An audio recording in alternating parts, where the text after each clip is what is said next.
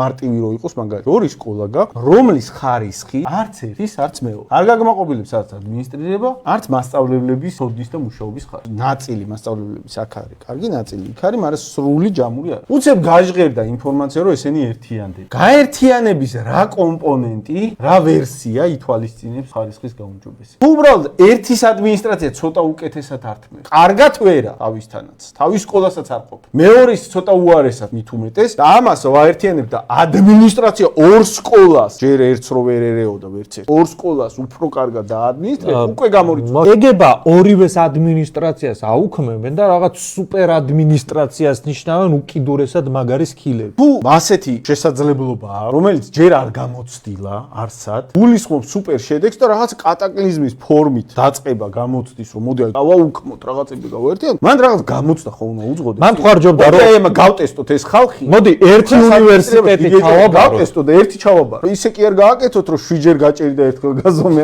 ცოტა პირიქით გააკეთე რა.